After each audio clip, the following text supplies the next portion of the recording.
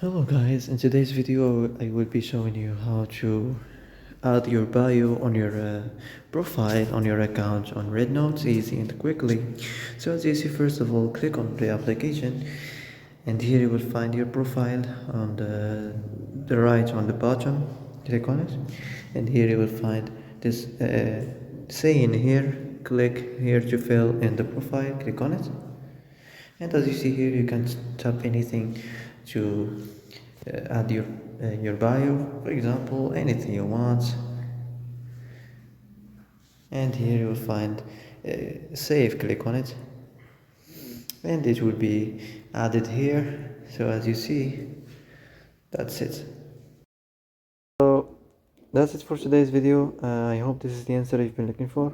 And if you like this video, don't forget to like and subscribe, and see you in the next video.